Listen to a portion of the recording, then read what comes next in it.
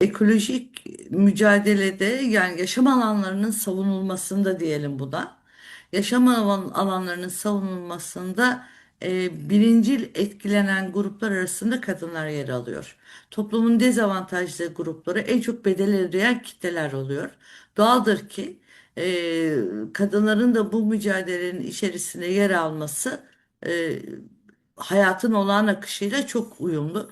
Çünkü hem gıdanın sağlanması hem yoksullukla mücadele hem hayatın devamlılığı ile ilgili primer rol oynayan aktörler her ne kadar toplumda görünmez kılınmaya çalışılsalar da aslında yaşamın döngüsünü sürdüren toplumsal bir kesim. Bu nedenle de biz ekoloji hareketlerinde, yaşam alanları mücadelelerinde kadınları ön planda görmeye devam ediyoruz. Cesaretleriyle ve dirençleriyle de aslında toplumsal muhalefete bir ilham kaynağı oluyorlar. Yani pek çok kaygıyla bu mücadelelerin içerisinde olmayan erkekler için de sözü kurabilmenin, itiraz etmenin ve bunu inatla sürdürmenin özneleri olarak da öne çıkıyorlar. Özellikle kadın cinayetlerinde bizim bir ifademiz var. Kadın cinayetleri politiktir.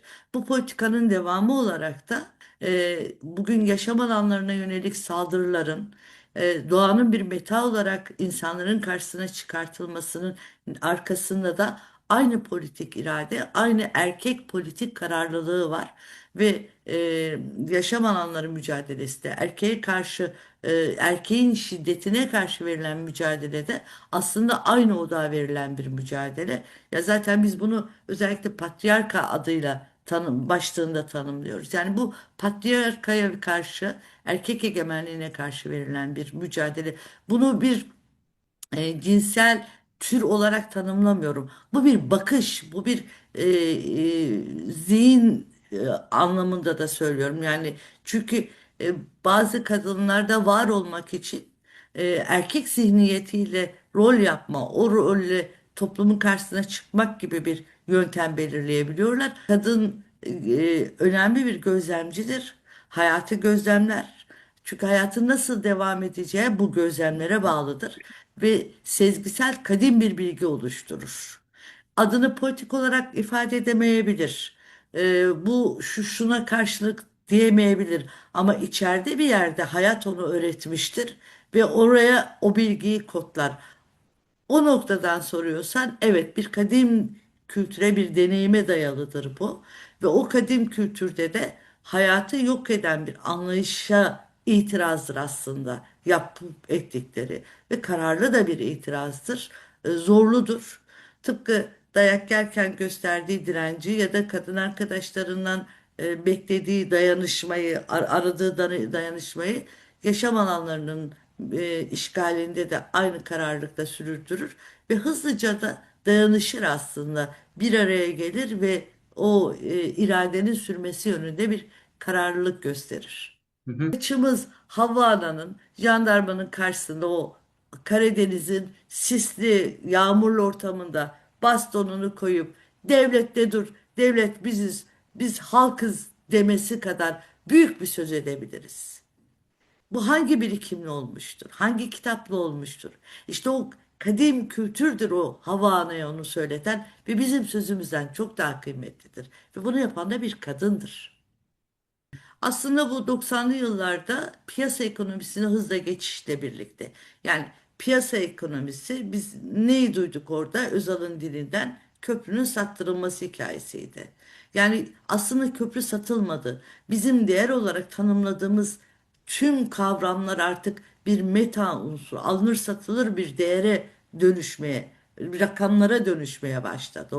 İşte o piyasalaşmayla birlikte en önemli rant kapısının doğa olduğunu keşfettiler. Doğanın keşfiyle birlikte de oraya sahip olmak ve bir çitleme rüyası kurmaya başladılar. Ta yıllar önce toplumsal bir araya gelişte olduğu gibi o bütün kavgalar insanların çektiği ilk çitle başlar ya. İstediler ki o çitin arasında kendilerince muteber birileri olsun.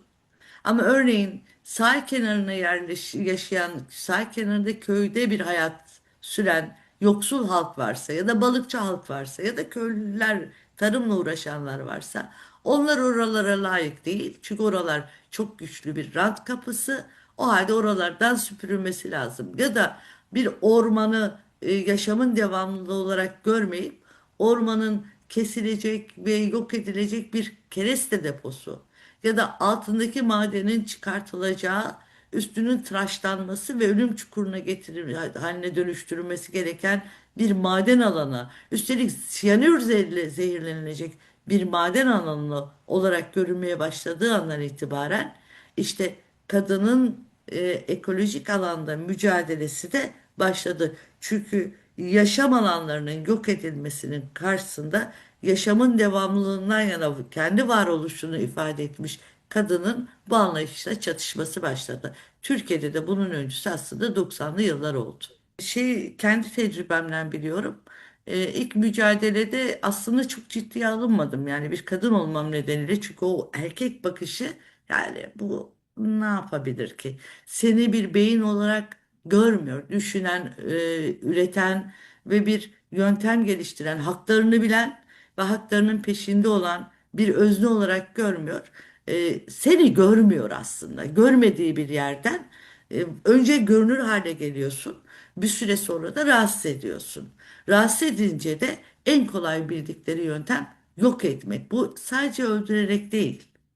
Ki onu yaptıkları insanlar da kaybettiğimiz dostlarımız, arkadaşlarımız da oldu. İşte bunlardan biri Ali Aysin Büyük Nohçu çiftidir. Bir tanesi çok yakın tarihte kaybettiğimiz Reşit Kibar'dır. Hani bunları da yapıyorlar. Ama bazılarını hapse atıyorlar. Bazılarını işte benim gibi o devletin uygun aparatlarını kullanıp senin hayatının devamlılığı için gerekli olan hak ettiğin yani bir lütuf değil emek verip o sürede prim ödediğin ve hak ettiğin maaşını kestirmeyi deniyorlar. Sen artık çok rahatsız eden bir rakip oluyorsun. Çok rahatsız eden bir düşmanlık düşmanı tanımlamak istemiyorum ama aslında kafalarını galiba kodladıkları yer orası oluyoruz. Çünkü hem kadınsın hem onların canını acıtıyorsun. Nereden acıtıyorsun? En acıyan yerlerinden. Cüzdanlarına dokunuyorsun. Başka bir vicdanları yok yani. Onların cüzdanlarıdır vicdanları. Ve sen cüzdanına dokunup o çok kolay beleş parayı hayır bu senin hakkın değil. Bu toplumun hakkı, bu burada emekçilerin hakkı, bu buradaki kadınların hakkı, bu buradaki çocukların börtü böceğin hakkı dediğinde onun kolay kazanma paralarını, kolay para kazanma yollarını kestiğinde sen çok bir erkekten daha rahatsız edici düşman veriyorsun. Aslında şu anda Türkiye'deki ekoloji mücadelesindeki kadın öznesinin yeri bu. Ve bir de gerçekten cesur ve dirençlisin. Çünkü kaybettiğini nasıl bir bedel ödeyeceğini bir tek sen değil, ailenle, çevrenle, toplumla birlikte nasıl bir bedel ödeyeceğini de geçmişte sana çok iyi öğrettiler. Onları hatırlıyorsun ve o yüzden de güçlü bir irade koyuyorsun. Zor bir yıl olacak. Dünyada giderek faşizmin ayak seslerinin duyulması bu çok ürkütücü bir şey. Yani Amerika kıtasından Avrupa kıtasına ya da Asya kıtasına kadar güçlerin değiştiği egemenlik şeyinin bir emperyal boyuta gittiğini ve bunu da acımasız bir faşizm enstrümanıyla yapacakları yönünde ciddi kaygılar duyuyoruz. Ee, Bir savaş dünyasına doğru sürüklenmenin kaygısını duyuyoruz. Çünkü savaşın en önemli ekokırım sebebi olduğunu yakından biliyoruz. Ağır bedeller ödettiğini yakından biliyoruz.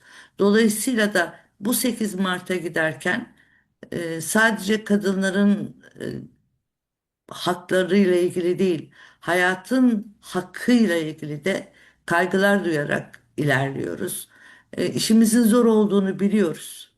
Ama işte benden örnek verebiliriz.